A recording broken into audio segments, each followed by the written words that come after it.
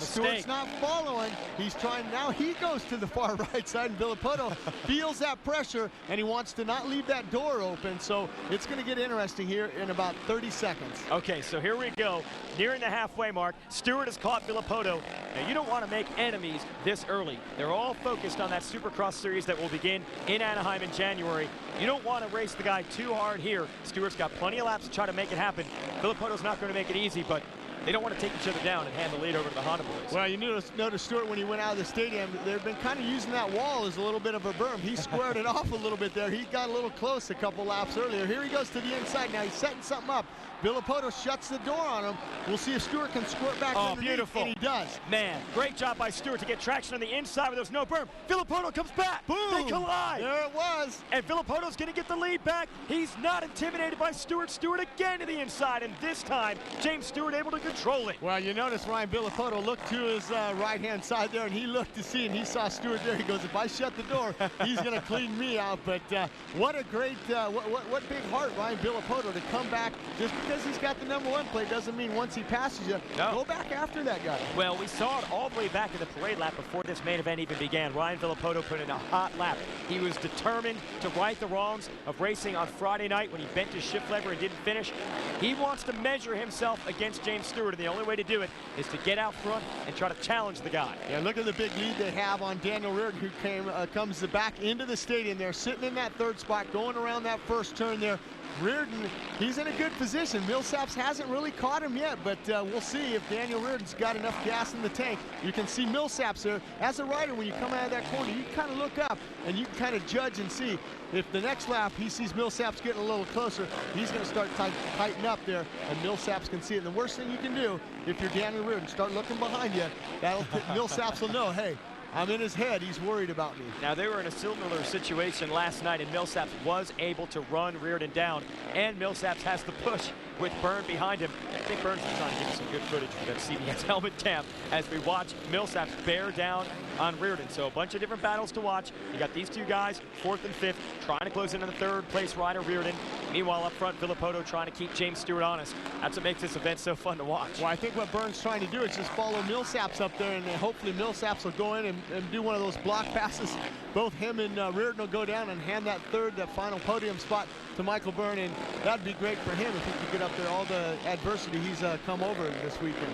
Okay, this is the section where there's a section of whoops and then a quad, and neither rider doing it. That inside line in that corner developed in the heat races today. It's not a bad line, that inside line. I mean, it's one of those things where if a guy quads and he goes to the outside, you go to the inside, you can look out of the corner eye, you can drift up, and that guy's going to have to shut the throttle off, and he won't be able to, jump the finish line jump, and you got a position there. I like that line, and that's interesting that two lines develop in it. You always hear a lot of people say, well, arena cross racing is too tight, it's hard to pass, but we clearly see there's a lot of passing here tonight in the MGM Grand Garden. Yeah, just as Stewart and Villapoto, who went back and forth a couple of times in that last exchange.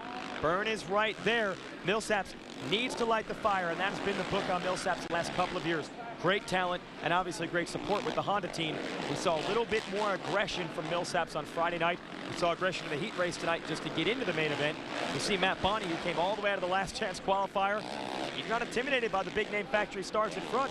He wants to run with Byrne. He does, and what a way for him to get into that main event. Him in that last chance race, him and Gerke coming together. What a wild finish that was. Yeah. And he put in a good ride last night also. That's the top privateer from last year in the Supercross series. And he's got Rockstar backing too, so he's got a lot of people cheering for him up in the VIP area. Wanting to see Matt Bonney, big tall kid out of Florida, put it to the factory riders. So the tall guys have an advantage in those whoop sections. And he's taking that whoop section a little bit differently. He's jumping into it as opposed to skimming across the top of him. It's probably starting to get cupped out there, and that's the most comfortable way he feels like getting across. You know how hard it is to seat hop the triple like that? If anybody's been on a motorcycle, it's pretty hard to just commit and do that. Well, what's difficult on this track, it's so much smaller and tighter than typical Supercross track. You don't have running room. Here's a battle.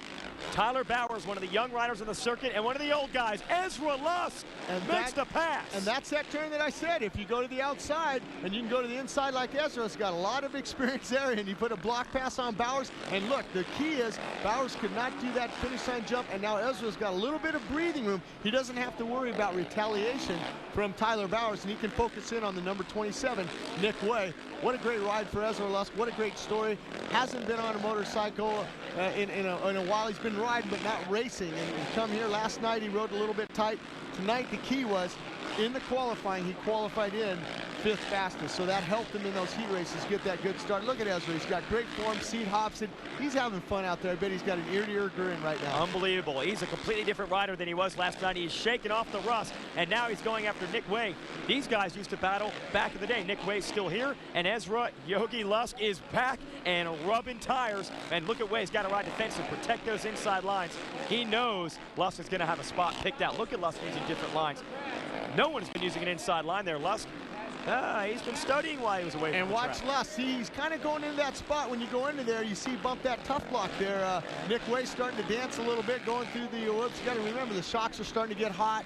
Tires are starting to wear out now, and we'll see if Ezra Lusk can get a beat on Nick Way here. Unbelievable what Ezra Lusk has been able to do. Turn back the clock. He's 34 years old, but he has not raced in 5 years. Last night was a struggle. I think a lot of people were thinking, well, hey, it was nice that he tried, but no longer do you have to give him any kind of an excuse. He is riding just as well as the guys up in the front of the pack.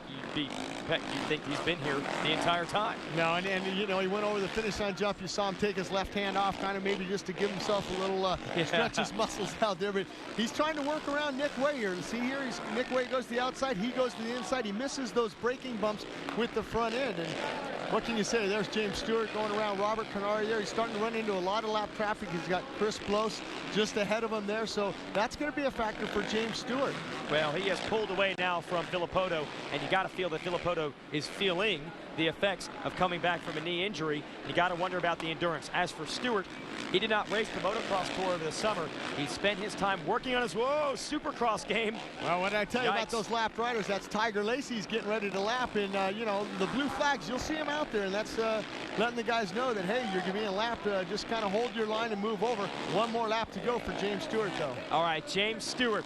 You knew that Lady Luck was going to be awfully difficult to overcome, and he did get boxed into the start, but he played it smart. He was smooth as he worked through traffic, and he got in a little bar-banging battle with Ryan Villopoto. He comes out on top of that, and he's headed to a $100,000 bounty, and just as important, major momentum heading into Supercross in 2010 and valuable testing time on that new bike. Yeah. How about Lusk? Still fighting for it.